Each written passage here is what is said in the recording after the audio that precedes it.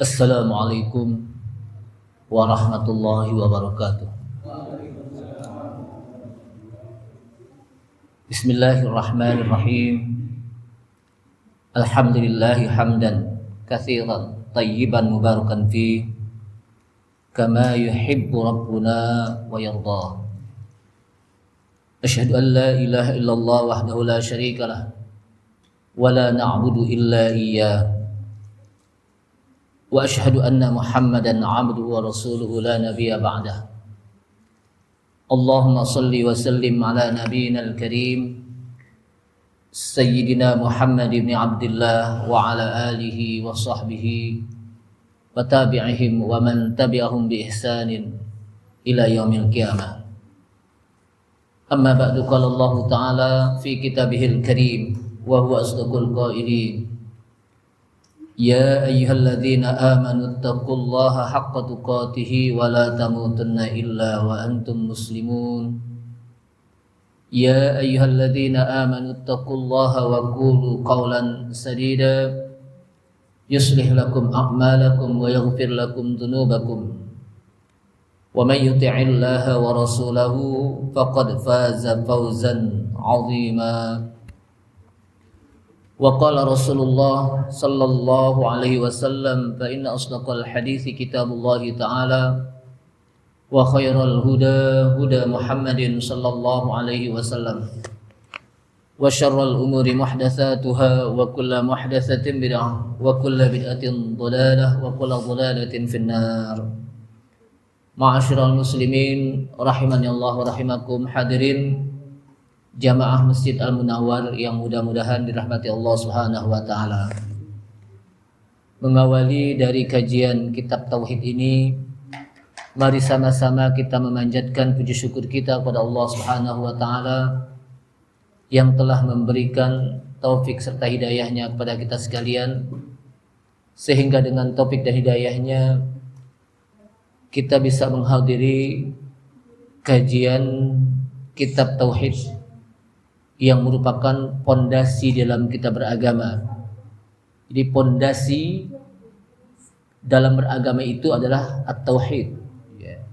Sehingga para nabi dan rasul sebelum mereka menyampaikan dakwah tentang bagaimana cara ibadah, tentang masalah syariah, maka mereka menyampaikan dakwah tentang dakwatut tauhid. Dakwah agar umat mereka mau mentauhidkan Allah Subhanahu wa taala, baik dalam tauhid rububiyah maupun dalam tauhid uluhiyah maupun dalam tauhid al-asma was sifat. Berdakwah dalam tauhid rububiyah menyampaikan agar manusia meyakini bahwa yang menciptakan seluruh jagat alam raya ini adalah Allah Subhanahu wa taala. Menyampaikan tentang tauhid uluhiyah dengan menyampaikan bahwa kita beribadah hanya kepada Allah Subhanahu wa taala saja, tidak kepada yang lainnya.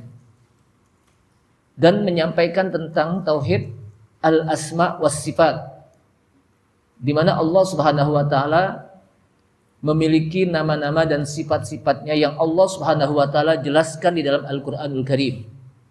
Dan Rasulullah sallallahu alaihi wasallam sampaikan di dalam hadis-hadis beliau. Karena yang mengetahui betul tentang nama-nama Allah Subhanahu wa taala dan sifat-sifat Allah Subhanahu wa taala adalah Allah Subhanahu wa taala itu sendiri. Setelah Allah Subhanahu wa taala, maka nabi kita Nabi Muhammad sallallahu alaihi wasallam yang mengetahui tentang nama-nama Allah Subhanahu wa taala dan sifat-sifat Allah Subhanahu wa taala. Karena nabi kita mendapatkan wahyu dari Allah Subhanahu wa taala, maka nabi kita pun mengetahui dan memahami betul tentang nama-nama Allah Subhanahu wa taala dan sifat-sifat Allah Subhanahu wa taala. Salawat serta salam tak lupa kita sampaikan kepada nabi kita Nabi Muhammad sallallahu alaihi wasallam beserta para keluarganya, para sahabatnya, para pengikutnya yang senantiasa istiqamah di dalam menjalankan sunnah-sunnahnya. Ma'asyiral muslimin, a'azzani Allah wa iyyakum, kaum muslimin yang mudah-mudahan dimuliakan Allah Subhanahu wa taala. Pada malam ini kita masuk pada sifat Allah Subhanahu wa taala Salah satunya adalah al-hubbu war-ridha. Allah Subhanahu wa taala mencintai dan Allah Subhanahu wa taala juga memiliki rasa ridha, meridhoi. Disebutkan bahwa dua sifat ini sifatani tsabitani lillahi azza wa jalla min sifatil fi'liyah. Dua sifat ini baik al-hubbu, rasa cinta, war-ridha dan ridha, ini merupakan dua sifat yang ditetapkan oleh Allah Subhanahu wa taala, oleh Allah Subhanahu wa taala azza wa jalla, yang termasuk ini merupakan sifat-sifat fi'liyah. Di mana fi'liyah itu artinya di mana Allah Subhanahu wa taala meridhoi. Fi'liyah itu bekerja. Kata kerja fi'liyah itu. Allah Subhanahu wa taala meridhoi, Allah Subhanahu wa taala mencintai. Dalilnya mana kalau Allah Subhanahu wa taala meridhoi? Laqad radiyallahu 'anil mu'minina ila akhir ayat. Laqad radiyallahu. Sungguh Allah meridhoi orang-orang mukmin. Jadi Allah SWT meridhoi orang-orang mukmin. Berarti kebalikannya, Allah Subhanahu wa taala tidak meridhoi orang-orang mukmin. Kemudian dalam ayat ini juga disebutkan radhiyallahu anhum wa radu. Ini banyak sekali dalam ayat Al-Qur'an. Salah satunya di dalam apa? Surat At-Taubah, was-sabiquna al-awwaluna minal muhajirin wal ansari alladhina ittaba'uuhum bi ihsanin radhiyallahu anhum wa radu anhu. Ila akhir ayat. Orang-orang yang lebih dahulu mereka masuk Islam, minal muhajirin wal ansar, baik mereka dari kalangan muhajirin yang ada di Mekah, wal ansor dan orang-orang ansor yang berada di Madinah, walladzina tabauhum bi ihsanin, dan orang-orang yang mengikuti kebaikan dan orang-orang yang mengikuti kebaikan mereka, maksudnya mengikuti mereka bertauhid, mereka beriman diikuti. Maka kata Allah SWT, radhiyallahu anhum wa radu an. Allah ridha kepada mereka dan mereka pun ridha kepada Allah. Jadi Allah SWT memiliki sifat rasa ridha kepada orang-orang yang beriman. Atau di dalam surat Al-Bayyinah juga ada radhiyallahu anhum wa radu an.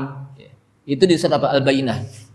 Jadi ini jelas bahwa Allah SWT memiliki rasa ridha. Kemudian dalam ayat lain juga disebutkan wa kam mim malakin fis samawati la tughni syafa'atuhum syai'an illa min ba'di ay ya'dhanallahu liman yasha'u wa yardah. Dan berapa banyak dari kalangan malaikat yang ada di langit dan yang ada di langit, ya, malaikat itu apa? Di langit, la tughni syafa'atuhum syai'an. Tidaklah kalian membutuhkan pertolongan malaikat sedikit pun kecuali setelah Allah berikan izin. Artinya malaikat tidak bisa memberikan pertolongan kecuali ketika Allah Subhanahu wa taala izinkan malaikat untuk menolong manusia, menolong hambanya. Itu pun liman yasha'u wa yarda, bagi orang yang Allah kehendaki dan Allah ridha. Nah, ini tauhid ini. Artinya bahwa seseorang tidak bisa memberikan pertolongan di akhirat, nanti nggak ada yang bisa mendapatkan pertolongan kecuali atas izin Allah Subhanahu wa taala. Malaikat pun tidak bisa memberikan pertolongan kecuali atas izin Allah Subhanahu wa taala. Termasuk juga Nabi kita, Nabi Muhammad SAW, yang sebetulnya beliau diberikan yang dikenal dengan asy-syafa'atul uzma, syafaat yang besar yang akan diberikan untuk umatnya. Tapi itu pun atas izin Allah Subhanahu wa taala. Jadi atas izin Allah Subhanahu wa taala. Kemudian dalam ayat lain juga disebutkan, ya, kalau tadi tentang Allah SWT memiliki rasa ridho, senang, ridho itu apa? Senang, ridho.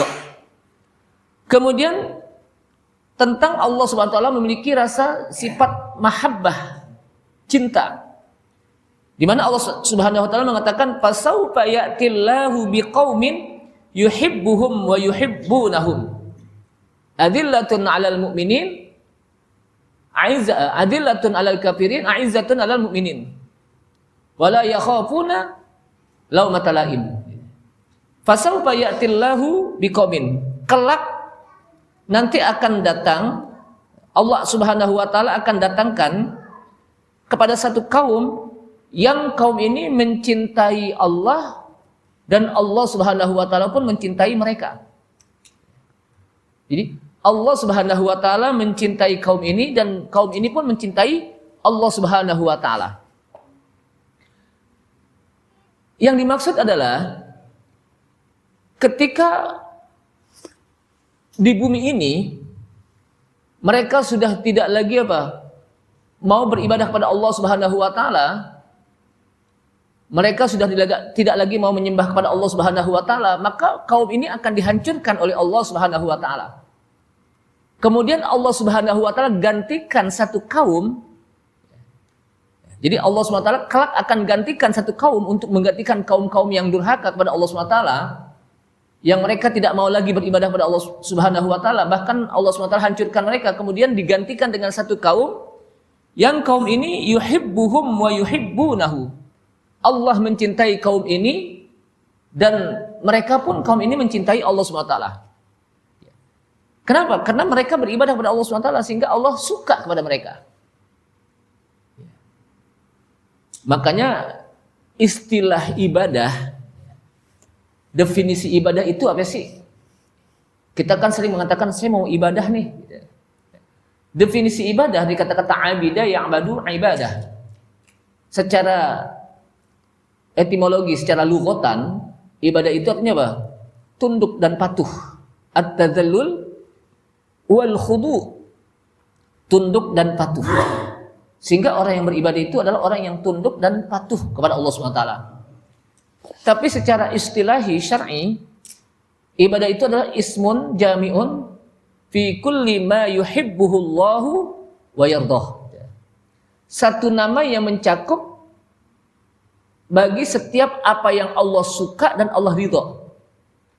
Apa yang Allah Subhanahu wa taala suka dan Allah ridha, minal aqwali wal af'al, baik ucapan kita maupun perbuatan kita, zahiran wa batinan, baik yang zahir yang maupun yang batin, ketika Allah Subhanahu wa taala suka dan Allah Subhanahu wa taala ridha, maka itulah yang disebut ibadah. Apa ucapan? Kita berzikir kepada Allah Subhanahu wa taala. Kita membaca Al-Qur'an. Kita bertasbih. Kita memuji Allah Subhanahu wa taala. Allah suka. Dan ketika Allah Subhanahu wa taala suka, maka Allah pun ridha. Jadi ketika Allah Subhanahu wa taala suka, maka Allah Subhanahu wa taala pun ridha dengan ucapan kita. Dengan perbuatan, kita sholat. Kemudian kita berhaji, kita berumroh. Kemudian kita membayar zakat, bersedekah. Allah suka dan Allah ridha. Allah Subhanahu wa taala suka dan Allah Subhanahu wa taala juga ridha, dan ini juga ya sebenarnya ibadah. Zahiran wa batinan, yang zahir, yang nampak, yang kelihatan.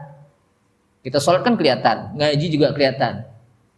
Kita berhaji apalagi, umroh juga begitu. Batinan yang enggak kelihatan, niat. Kalau niat kita bagus, Allah suka dan Allah ridha. Maka di sini apa? Ibadah. Dan ketika orang itu ibadah dengan apa yang Allah Subhanahu wa taala suka dan Allah ridha, maka Allah Subhanahu wa taala pun ridha kepada mereka dan suka kepada mereka, dan kita pun ridha kepada Allah Subhanahu wa taala. Makanya ketika setiap disebutkan nama sahabat, maka kita membaca radhiyallahu anhum. Semoga Allah meridhai mereka.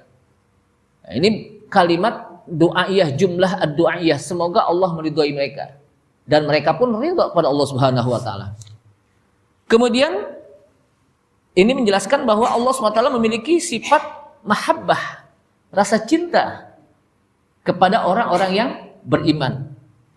Kemudian disebutkan lagi, innallaha yuhibbut tawwabina wa yuhibbul mutatahhirin. Sesungguhnya Allah mencintai orang-orang yang bertobat, dan Allah Subhanahu wa taala juga mencintai orang-orang yang mutatahhirin, suci. Ya. Bertaubat dan mencintai orang yang suci. Makanya kalau kita habis wudu, lalu kita membaca apa? Asyhadu an la ilaha illallah wa asyhadu anna Muhammadan abduhu wa rasuluh. Allahumma ja'alni minat tawwabin waj'alni minal mutatahhirin. Ini doa habis selesai kita berwudu.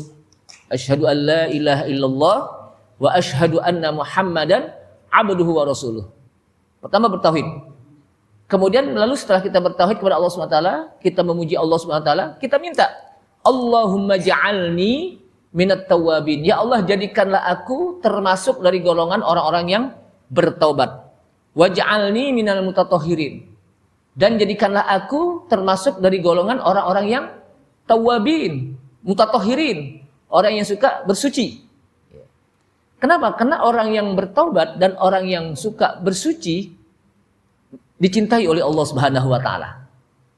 Karena Allah Subhanahu wa taala mengatakan innallaha yuhibbut tawwabin wa yuhibbul mutatahhirin. Sesungguhnya Allah mencintai orang-orang yang tawab, bertaubat, dan orang-orang yang mencintai orang-orang yang mutatahhirin. Kata para ulama, tawabin itu suci hati. Orang yang bertaubat kenapa disebut tawabin? Karena dia suci hatinya. Jadi hatinya suci. Jadi suci secara batin. Wa yuhibbul mutatahhirin, suci secara zahir badan kita. Kita berwudu maka suci badan kita, tangan kita, muka kita, anggota kita. Kenapa? Karena kita berwudu. Tawabin suci hati kita dengan cara bertobat kepada Allah SWT. Maka disebutkan apa? Innallaha yuhibbut tawabin wa yuhibbul mutatahhirin. Dan kita pun minta ketika kita habis berwudu, salah satunya doanya apa? Allahumma ja'alni, ya Allah jadikan aku minat tawabin, termasuk dari golongan orang-orang yang bertobat. Hatinya suci kena melalui tobat. Jadi tobat itu mensucikan hati. Wa ja'alni minal mutatahhirin, dan jadikan aku termasuk dari golongan orang-orang yang suka bersuci. Zahir, kita sering berwudu. Kita sering berwudu. Bilal orang yang selalu berwudu, mudawamatul wudu. Sehingga rahasianya Bilal ketika ditanya oleh Rasulullah SAW, kenapa saya dengar trompa engkau di surga? Rasanya apa? Salah satunya adalah Bilal itu senantiasa berwudu, ketika batal berwudu, kemudian sholat sunnah wudu. Sholat sunnah wudu, itu rasanya. Jadi Bilal itu orang yang nggak pernah berhadas, dia berwudu terus. Dan kita juga diperintahkan begitu. Karena ini termasuk bagian dari min sunnatir Rasul. Kemudian disebutkan lagi innallaha yuhibbul muhsinin. Sesungguhnya Allah Subhanahu wa taala mencintai orang-orang yang muhsinin, yang berbuat baik. Kadang-kadang orang yang suka bersedekah itu disebut muhsinin, para muhsinin gitu. Kenapa? Karena mereka adalah orang yang berbuat baik. Disebut sodakoh dari kata-kata sod, dal, dan kof. Sodakoh. Sodakoh itu artinya apa? Benar. Kenapa sodakoh? Akar katanya dari sodakoh. Sodakotun artinya karena ketika dia bersodakoh, dia membenarkan imannya dengan dia implementasikan imannya itu melalui sodakoh. Dan dia adalah termasuk bagian dari orang-orang yang muhsinin, orang yang berbuat baik. Jamaah sekalian rahimakumullah, di dalam hadis yang disampaikan dalam wafil hadis alladzi rawahu Sahal bin Sa'ad radhiyallahu an marfu'an, dalam hadis yang disampaikan oleh Rasulullah sallallahu alaihi wasallam, yang hadis itu diriwayatkan oleh Sahal bin Sa'ad radhiyallahu an dengan hadis yang marfu'. Artinya marfu' apa? Ma wasala ilan nabi sallallahu alaihi wasallam. Itu hadis marfu' namanya. Jadi kalau disebutkan hadisun marfu', hadis yang ma wasala ilan nabi, hadis yang sampai kepada Rasulullah sallallahu alaihi wasallam. Apa kata Rasulullah sallallahu alaihi wasallam? La'utiyanna ar-rayata ghadan rajulan yaftahu ala yadayhi yuhibbullahu wa rasuluhu yuhibbullaha wa rasulahu wa yuhibbuhullahu wa rasuluhu. La'utiyannar rayata, sungguh kata Rasulullah, aku akan berikan kepada seseorang laki-laki yaftahu ala yadayhi, yang dia bisa memenangkan dengan kedua tangannya saat ingin melakukan sesuatu yang disebut apa? Memperjuangkan suatu tempat, dan dia bisa memenangkan dengan melalui apa? Tangannya. Kemudian Rasulullah SAW ar-rayata, memberikan royah. Royah itu apa? Panji. Panji semacam apa? Bendera. Jadi Rasulullah memberikan bendera dan orang ini akan bisa menang. Allah SWT akan berikan apa? Kemenangan. Kenapa? Karena yuhibbullaha wa rasulah. Karena orang ini orang yang mencintai Allah dan Rasulnya, wa yuhibbuhullahu wa rasuluhu, dan Allah Subhanahu wa taala pun mencintainya, dan Allah Subhanahu wa taala dan Rasulnya pun mencintainya. Allah dan Rasulnya mencintai orang tersebut. Dia mencintai Allah dan Rasul, dan Allah Subhanahu wa taala dan Rasulnya pun mencintai orang tersebut. Dan itu akan diberikan panji kemenangan oleh Rasulullah SAW. Di tangan orang inilah terjadi apa? Kemenangan. Sehingga para sahabat bingung. Ini kira-kira siapa yang akan diberikan apa? Bendera. Ternyata ada datang sahabat, itulah yang diberikan. Jadi kalau seperti ini, para sahabat kadang-kadang rebutan. Dia ingin berharap agar dia bisa mendapatkan apa? Royah, panji ini. Kenapa? Karena orang ini mencintai Allah dan Rasul, dan Allah dan Rasulnya pun mencintai orang tersebut. Artinya di sini Allah Subhanahu wa taala memiliki rasa cinta, mahabbah, dan juga rasa ridha. Tapi perlu kita ingat ya, bahwa ukurannya adalah laisa kamitslihi syai'un. Jadi cinta Allah Subhanahu wa taala dan cinta apa? Cinta Allah dan ridha Allah berbeda dengan cinta kita dengan ridha kita. Kita juga punya rasa cinta. Punya enggak?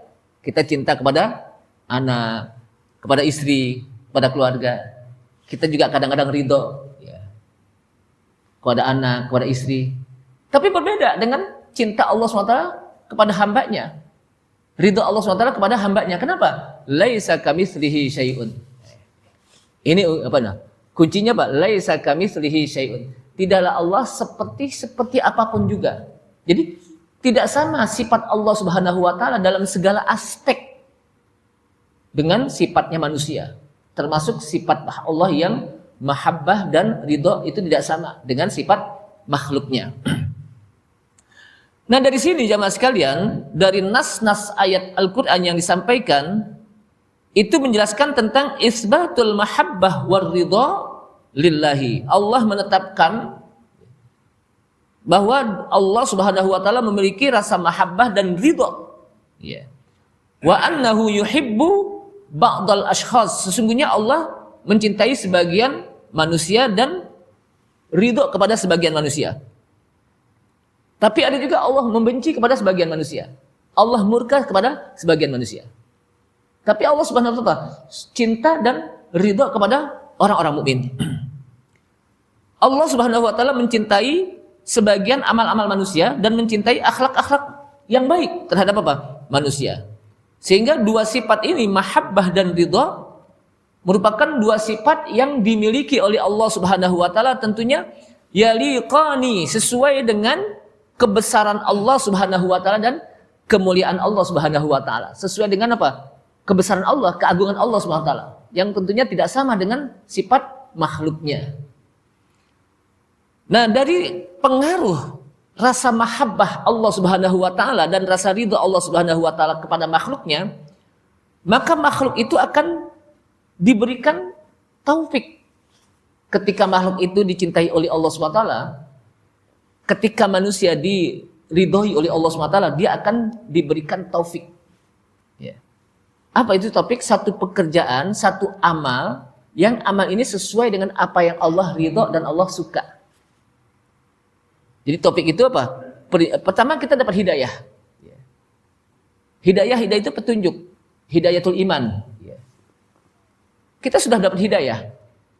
Tapi apakah setelah dapat hidayah dia dapat taufik? Ya. Apakah setelah dia dapat hidayah dapat taufik? Belum tentu. Berapa banyak orang-orang yang sudah beriman tapi belum tentu dia menggerakkan anggotanya untuk bisa menuju masjid sholat berjamaah. Jadi taufik itu adalah satu amalan yang digerakkan oleh Allah Subhanahu wa taala, yang amal ini sesuai dengan apa yang Allah ridho dan Allah suka. Jadi belum tentu orang udah dapat hidayah iman kemudian apa? Mau berjalan kakinya ke masjid. Makanya ketika orang itu sudah mendapatkan hidayah, maka dia membutuhkan taufik. Agar apa? Agar Allah menolong dia untuk bisa menggerakkan anggotanya menuju kepada satu kebaikan yang Allah ridho dan Allah suka. Maka disinilah ada satu doa dari Rasulullah SAW. Allahumma a'inni, ketika kita sholat di akhir tasyahud, kemudian kita membaca satu doa, Allahumma a'inni ala dzikrika wa syukrika wa husni ibadatik. Jadi jangan lupa kalau kita tasyahud akhir ini baca ini. Kenapa? Karena doa ini menandakan bahwa kita butuh pertolongan Allah SWT dalam ibadah kita. Jadi jangan sampai kita pokoknya udah kuat deh mau apa hujan apa pokoknya saya tetap ibadah. Belum tentu. Tanpa pertolongan Allah SWT dalam ibadah kita nggak mampu. Maka kita minta kepada Allah Subhanahu wa taala, Allahumma a'inni. Ya Allah, tolonglah aku. Kita minta tolong kepada Allah SWT. Ala dzikrika, untuk bisa senantiasa berzikir kepadamu. Ingat. Dengan pertolongan Allah SWT kita bisa berzikir. Tanpa pertolongan Allah SWT bisa jadi satu waktu kita tidak apa? Ingat Allah SWT. Maka kita minta bantuan kepada Allah SWT ala dzikrika, agar kita senantiasa berzikir, ingat kepada Engkau ya Allah. Wa syukrika, agar kita senantiasa menjadi orang yang bersyukur dengan pertolongan Allah SWT. Wa husni ibadatik, dan tolonglah aku agar aku bisa beribadah dengan baik. Jangan sampai kita nggak bisa merasa udah baik aja ibadah kita. Kita minta tolong pada Allah SWT. Atau kita tahu ilmunya bahwa ibadah itu baik, tapi ternyata apa? Sulit untuk kita gerakan anggota kita. Maka kita minta kepada Allah SWT agar anggota kita ini bisa bergerak menuju kebaikan dengan pertolongan Allah SWT, agar kita bisa melakukan kebaikan-kebaikan yang Allah suka dan Allah apa? Subhanahu wa taala ridho. Itu yang namanya apa? Taufik. Jadi topik itu lebih terperinci. Kalau hidayah umum. Hidayah apa? Umum. Tapi topik itu apa? Perincian. Ketika orang itu mendapatkan hidayah, dia juga membutuhkan topik. Kemudian jamaah sekalian rahimakumullah, ketika orang itu sudah dicintai oleh Allah SWT, diridhoi oleh Allah SWT, dia juga mendapatkan kemuliaan dari Allah Subhanahu wa taala. Dia akan diberikan nikmat oleh Allah Subhanahu wa taala untuk bisa beribadah kepadanya. Yang ibadah itu Allah suka dan Allah ridho. Jadi dengan sebab mahabbah dari Allah Subhanahu wa taala, rasa kecintaan Allah kepada manusia, kepada hambanya, dengan sebab Allah Subhanahu wa taala ridho kepada hambanya, maka dia akan dimudahkan untuk ibadah kepada Allah Subhanahu wa taala dengan ibadah yang Allah suka dan Allah ridho. Jadi wa fihi anna husulal mahabbati war ridha minallahi li ibadatihi atau li ibadihi sababuhu al a'malus shalihah minat taqwa wal ihsan wattiba'ir rasuli sallallahu alaihi wasallam. Jadi ketika orang itu sudah mendapatkan mahabbah di mana Allah Subhanahu wa taala mencintainya dan Allah Subhanahu wa taala meridhoinya, maka ini penyebab. Jadi ketika Allah SWT mencintainya dan Allah Subhanahu wa taala meridhoinya, maka ini penyebab dia bisa melakukan amal soleh dengan dia melakukan ketakwaan dan berbuat baik serta mengikuti Rasulullah sallallahu alaihi wasallam. Dengan sebab apa? Karena Allah ridho kepada dia, Allah suka. Nah, untuk meraih keridhaan Allah Subhanahu wa taala dan untuk meraih di mana kita mendapatkan cinta dari Allah Subhanahu wa taala, maka Allah Subhanahu wa taala sebutkan dalam ayat Al-Qur'an di surat Al-Imran. Apa kata Allah Subhanahu wa taala? Qul in kuntum tuhibbunallaha fattabi'uni yuhibbukumullah wa yaghfir lakum dhunubakum wallahu ghafurur rahim. Qul, katakan hai Muhammad, in kuntum tuhibbunallah, jika kalian mencintai Allah, fattabi'uni, maka ikutilah sunnahku. Jadi Rasulullah SAW diajarkan oleh Allah SWT dengan kalimat qul, katakan hai Muhammad, in kuntum tuhibbunallah, hai umatku, hai manusia, jika kalian mencintai Allah, fattabi'uni, ikutilah sunnahku, ikutilah ajaranku.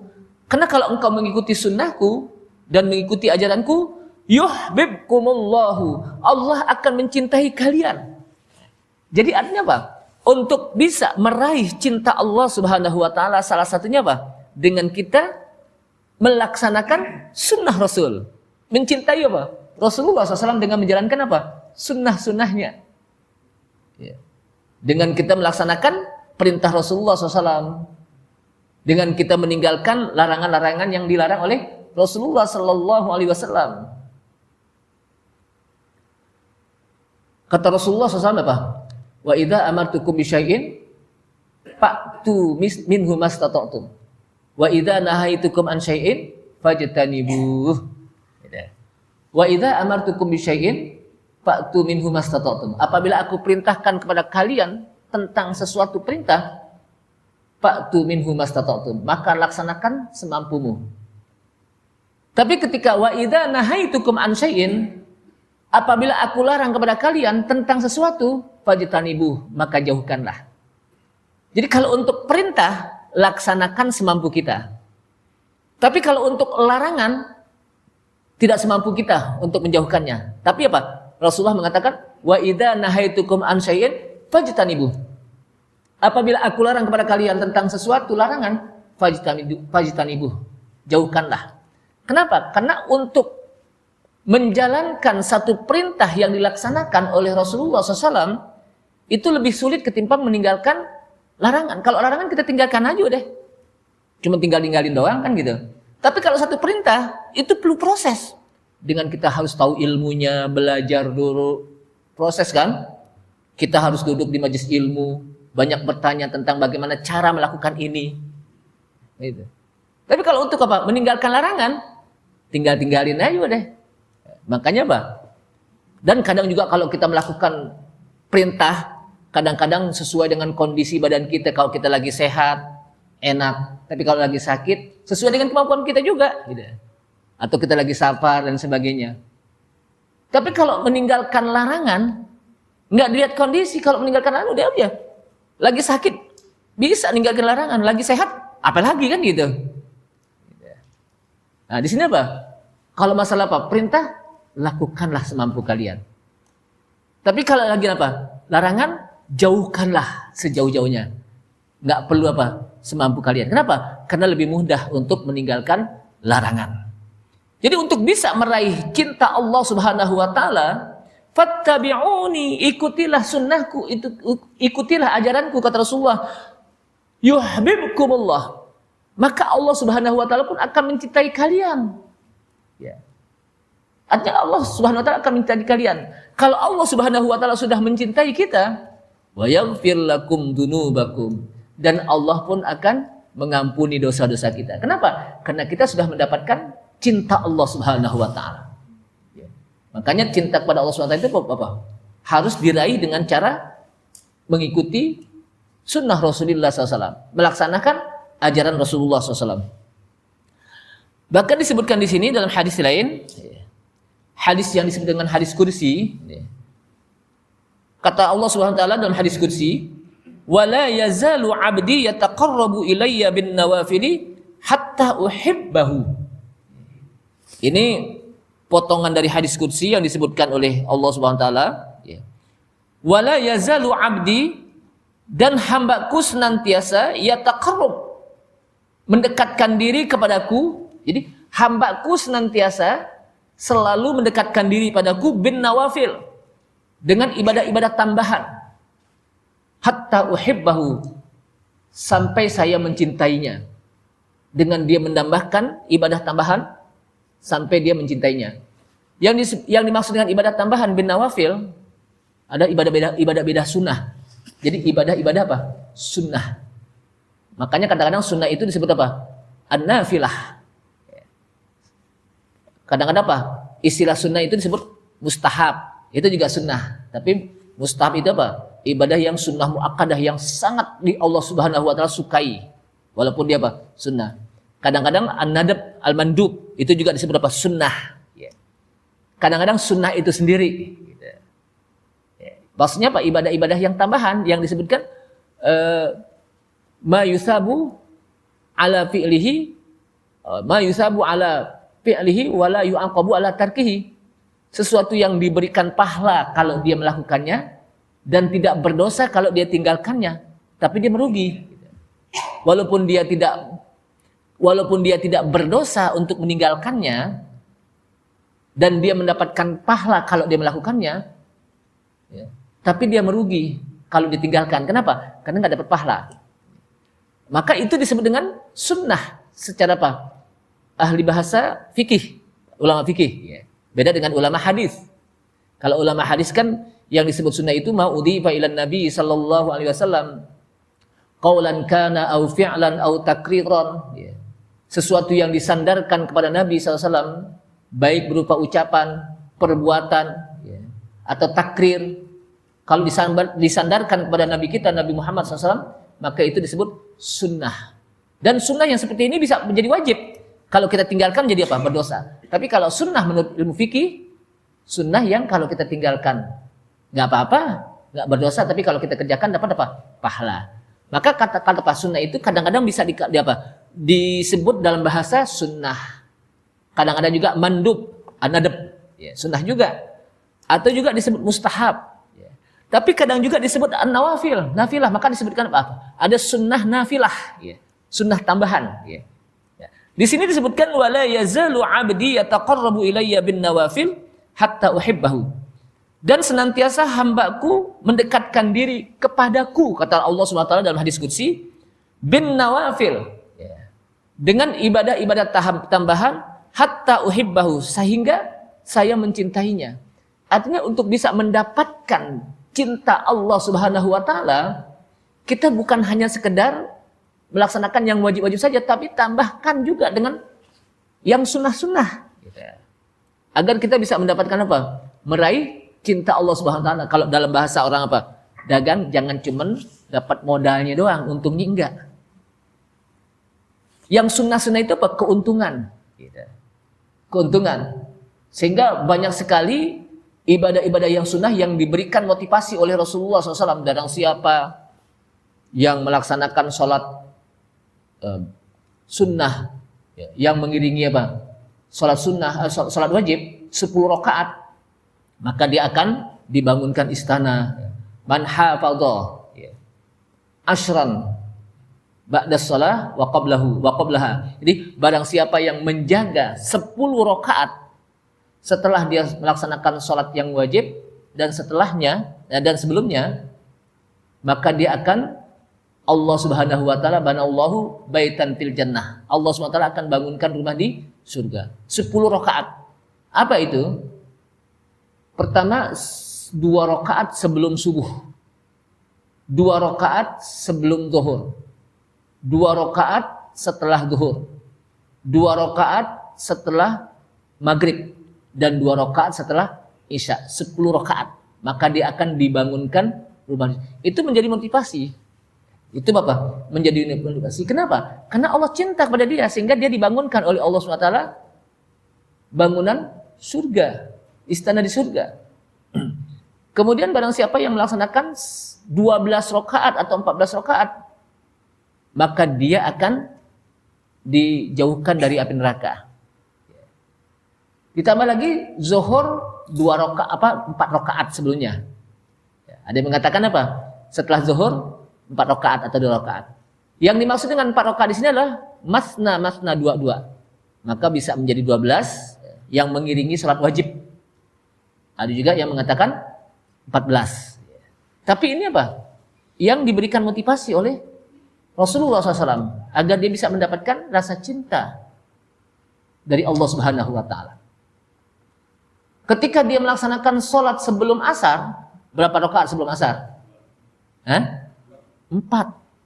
Kata Rasulullah SAW, rahimallahu imra'atan yusolli arba'an qabla al-asri.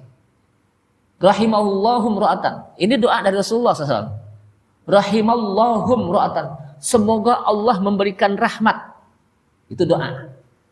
Kepada seseorang yang melaksanakan. Jadi Rasulullah mendoakannya.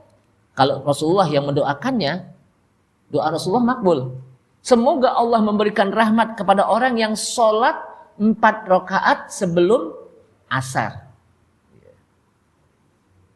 Banyak sekali hadis-hadis yang dimana Rasulullah SAW mendoakan umatnya. Nah, hadis ini penting. Kenapa? Kalau kita amalkan hadis ini, kita berarti mendapatkan doa dari Rasulullah SAW. Salah satunya tadi. Termasuk juga doa Rasulullah SAW kepada umatnya. Allahumma barik li ummati fi bukuriha. Kalau kita mau mendapatkan doa dari Rasulullah SAW dengan hadis ini, amalin. Apa kata Rasulullah? Allahumma barik li ummati fi bukuriha. Ya Allah, berkahilah untuk umatku di pagi-pagi harinya. Artinya apa? Kalau pagi-pagi kita bangun, sholat subuh, agar kita bisa mendapatkan doa dari Rasulullah SAW dengan hadis ini. Gitu. Tapi kalau dia nggak bangun, nggak sholat subuh, nggak dapat doa ini. Gitu. Maka ini penting ketika hadis-hadis itu yang teksnya, lafadznya itu doa dari Rasulullah SAW, amalkan agar kita bisa mendapatkan doa dari Rasulullah SAW. Termasuk juga tadi rahimallahu imra'atan yusolli arba'an qabla asri. Semoga Allah memberikan rahmat kepada seseorang yang sholat 4 rakaat sebelum asar. Qabla asri. Tentu yang disebut 4 rakaat itu apa? Masna disebutkan oleh para ulama. Makanya kalau asar itu agak jauh panjangan dikit antara iqamah dan azan dan iqamah, agar dia bisa melaksanakan yang 2 rakaat. 4 rakaat dengan 2. Ini saja, mudah-mudahan bermanfaat, mudah-mudahan kita bisa menambahkan ibadah kita agar kita bisa mendapatkan cinta Allah Subhanahu wa taala dan ridha Allah Subhanahu wa taala. Karena dengan kita mendapatkan cinta dari Allah Subhanahu wa taala dan dengan kita mendapatkan ridha dari Allah Subhanahu wa taala, maka kita akan mudah untuk melaksanakan perintah Allah Subhanahu wa taala, dan tentunya dengan kita mudah untuk melaksanakan perintah apa? Allah Subhanahu wa taala, mudah untuk bisa mendapatkan surga Allah Subhanahu wa taala. Ini saja.